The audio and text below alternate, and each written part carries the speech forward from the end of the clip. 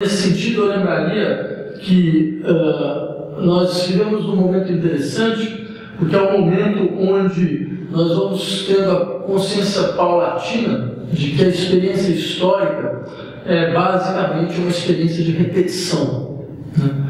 É uma experiência onde nada passa completamente, né? Se alguma coisa caracteriza a história, é o fato de que os fatos históricos nunca passam completamente.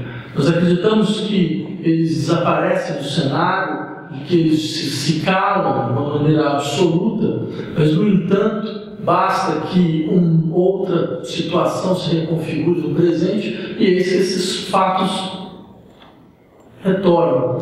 Eis que o debate, o embate sobre esses fatos retornam.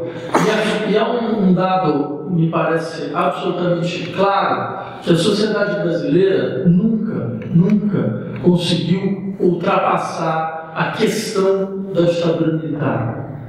Quando, por exemplo, o coronel Alberto Brilhante Ustra foi, enfim, nomeado torturador, né, graças a uma ação perpetrada pela família Telles, foi impressionante a reação de uma parte da opinião pública de suporte, de sustentação do comandante Ustra. Daqueles que acompanharam as reações, digamos assim, espontâneas, né, em redes sociais, na internet, são testemunhas de como gritos de Viva Ustra apareceram de maneira infinita, né? O que demonstra que, de uma certa maneira, não houve nunca um acordo a respeito da ditadura militar brasileira. Sequer um acordo sobre, afinal de contas, o que nós aceitamos e o que nós não aceitamos, né? O que é possível e o que não é possível, né? A quantidade de justificativas que nós temos que ouvir em todo momento, né? E o fato de que talvez o Exército Brasileiro seja o único exército na América Latina que nunca apresentou uma meia-culpa pública a respeito da ditadura militar. Lembrei que mesmo o Exército chileno, né, que teve uma atuação muito mais brutal, apresentou uma meia-culpa aberta, né, reconhecendo seus erros, reconhecendo que nunca mais seria solidário desse tipo de prática.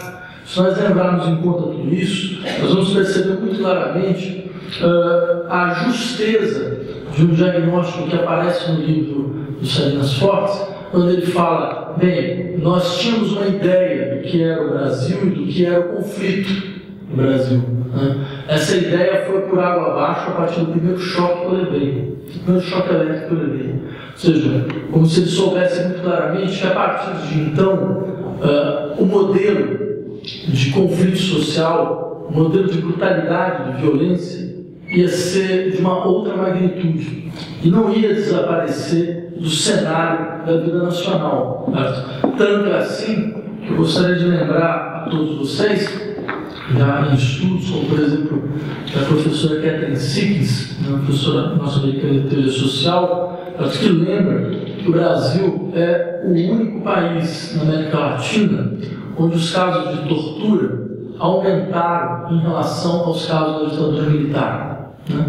Tortura-se mais hoje do que se torturava na época da ditadura militar, o que não é nada a nos impressionar, já que, como nenhum torturador foi nomeado, como ninguém foi afastado, como todos eles permaneceram no aparato policial do Estado brasileiro, eles simplesmente fizeram aquilo que eles tinham feito já, eles refizeram o que eles fizeram na ditadura militar.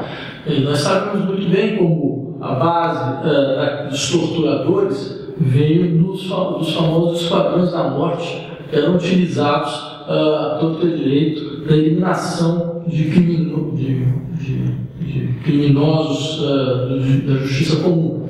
Simplesmente o Estado brasileiro aproveitou essa sua face sombria da polícia, né, e institucionalizou na luta contra a luta armada, né? Bem, essa face simplesmente voltou ao seu padrão original de atuação, né, utilizando todos esses mecanismos de tortura, sistemáticos de tortura contra os setores mais vulneráveis da população.